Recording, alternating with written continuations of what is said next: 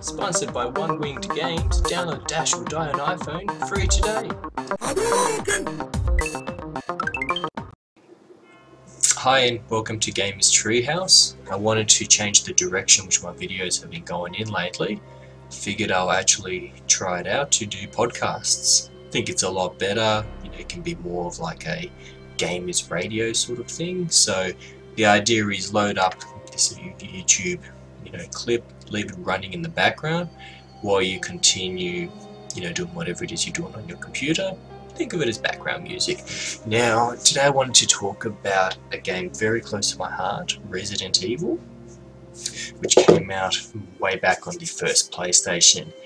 Now for me this was the birth of my survival horror experience, and the true survival horror. Now gamers old enough would know what I mean when I say that. Today's games, the scarier themed ones, the most they can do is make you uncomfortable at times. For the most part, you eventually end up feeling comfortable and just blasting away at your enemies, like Dead Space and so forth.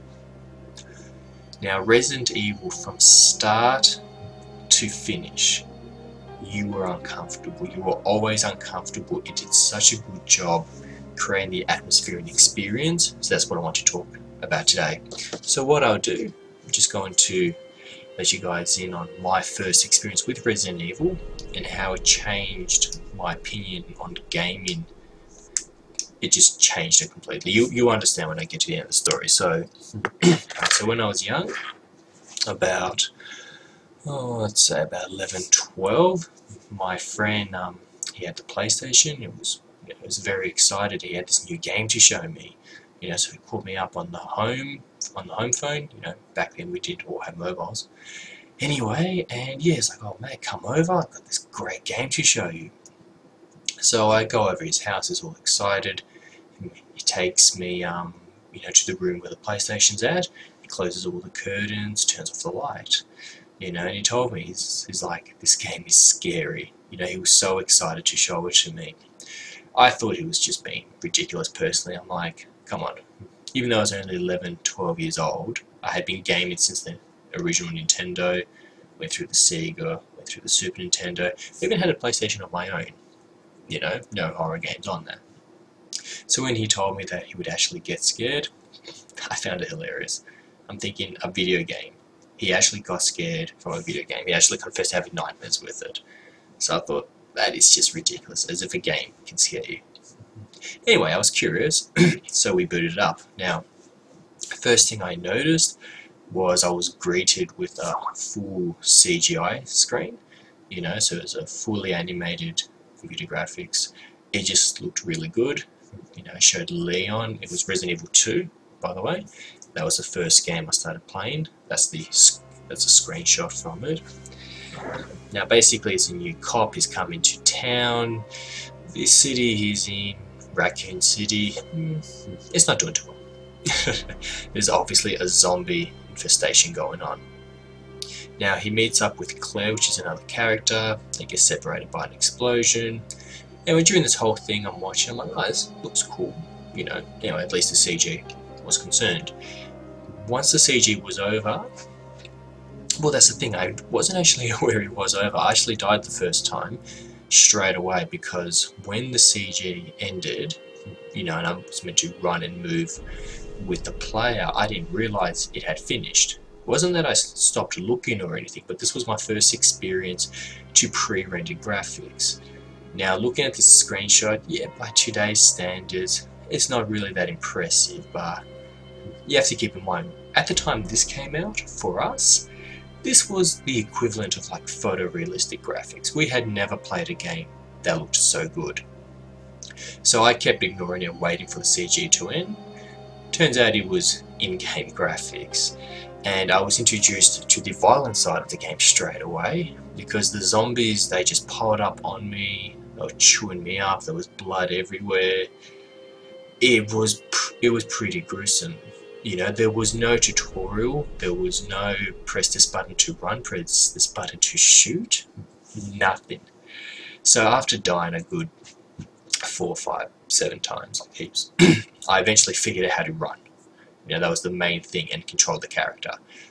So I ran by the zombies.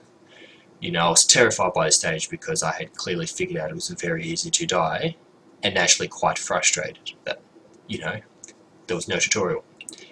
Anyway, I'm running, I'm dodging through the zombies, and you know, I managed to get by them, all in the while running, having a look at the environments, you know, with the pre-rendered graphics. Now, what pre-rendering is, for those of you that aren't familiar, these days, you know, with the PlayStation 3, PlayStation 4 coming out, and PC hardware, we can do real-time lighting. So we don't need to use a pre-rendered trick anymore. Whereas back then, we were playing on a 32-bit console. It wasn't exactly a powerhouse. It was like the introduction to 3D. Anyway, so what they did is they would render the environment in advance. So it's basically like a really good looking texture, you know, just sitting there. Also with mad lighting effects and shadows, basically gave the overall quality a look which was beyond what the console itself could even do. You know, there was no way it could render that in real time, but by doing the pre-render trick, which is also done in Final Fantasy VII and other games, it really makes things worthwhile. The characters themselves are models, but the environments all pre-rendered, and he gave it a very realistic, gritty view. Now, anyway, so as I'm running through the streets, running through the basketball court, I was scared, I was terrified, because everything came at me at once. I had no idea the masterpiece which I had come across. There was no music. When you ran, you heard your feet thudding against the cement. When there was a zombie in the distance, you could hear them grunting. You can hear them shuffling their feet. You can hear the wind. It was, you just got absorbed completely. There was no distractions. You could die easily. You would jump in at all the sounds, because normally the sounds meant something was out there to kill you. You just felt so alone. Now, eventually I reached a store. You know, I found an open door. I'm like, oh, thank God. So I run through. Keep in mind, by this stage, you haven't met a single human that isn't a zombie. I run through the door. I'm relieved, and straight away this shop owner, you know, is pointing a shotgun at me. So I'm like, oh, this ain't good. Probably went in the wrong door. Anyway, he lets me off in the end. You know, he was just obviously worried that I was a zombie. Now, for the first time, you know, since the game had started, I felt a bit at peace. I'm like, alright, you know, I can actually figure out some controls and so forth. I look around the store, you know, I found bullets, I found ammunition, you know, I was having a look at the handgun. So I was like, yeah, okay, so this is cool, you know, and I felt comfortable with another person there. He was standing by the door, you know, he went over and locked it after I came in. He was just standing there, and then as I'm about to leave the shop from the back, the glass breaks, the zombies go through, they eat him up alive. The shotgun didn't stand a chance. Now at that stage, I did something which I had never done in a game. All my life I had been trained with games to stand there, pulverize everything with your unlimited ammo, you know, and get experience points and this and that. This was the first time in a game which I was, you know, I had the challenge in front of me, and I was so scared that they managed to get through the glass that I just ran. I didn't stand there, I didn't shoot them, I wanted to get away. It was at that moment that I realized I think I'm onto something special. It was an experience within gaming I had never met. Now, I found out later that actually running away was a big mistake, because if you had stood there and shot all the zombies, you could actually take his shotgun. You know, all of a sudden I had all these realistic rules. If someone's standing with a gun and they die, you can take the gun. It was like all this realism. Anyway, you know, keep running up ahead. Now, there's a bit of a gap between you and the police station. Now, as a cop who had just come into town, you figured the police station would probably be your safest bet. I'm running, you know, my feet still thundering on the ground. I'm still hearing all this wind whistling, all these noises in the distance. I could hear this like all this shuffling and this and that. I know it doesn't sound scary when I do it, but it was freaking unnerving. And another thing which I got to experience is the artwork of camera angles. You know, with the majority of PlayStation games which I was playing back then, you know, you had the camera behind you, it followed you, top-down view, bird's-eye view, first person, whatever.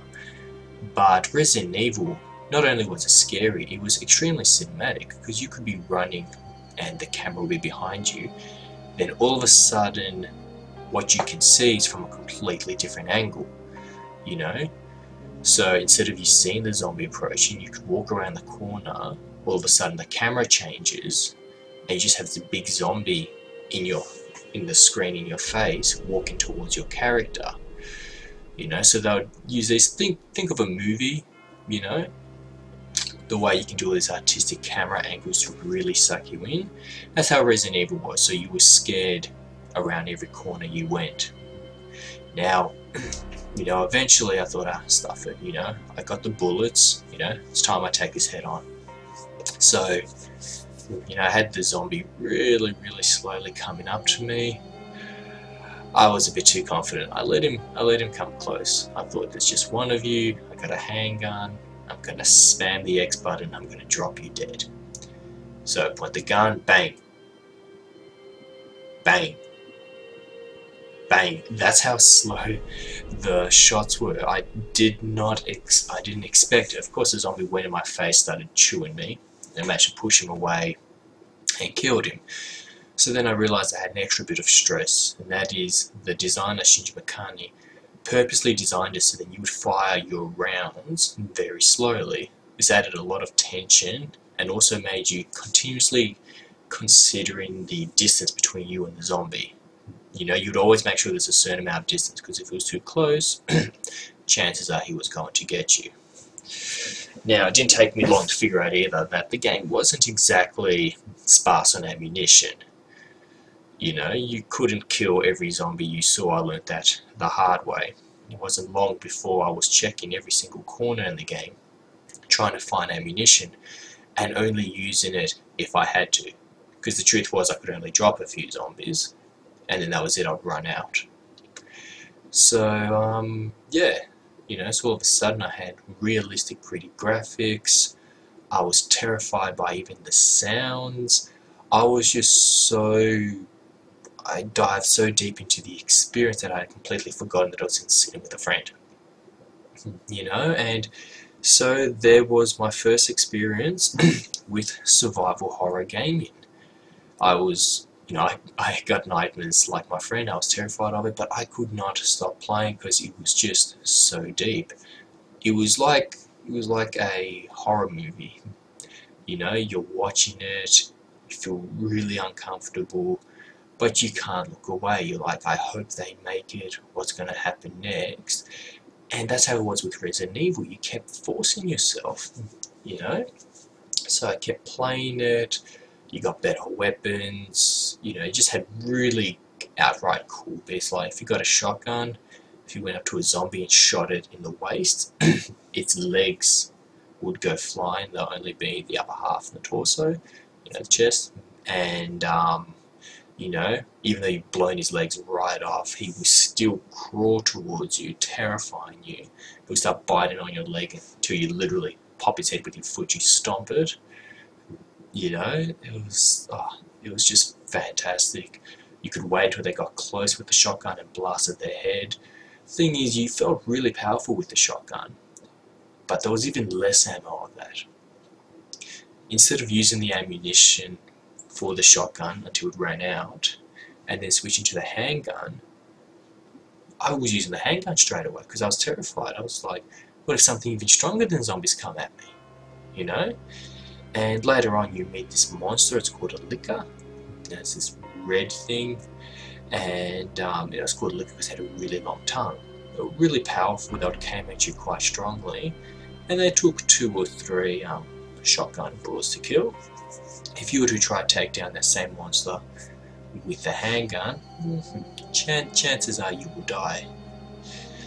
You know?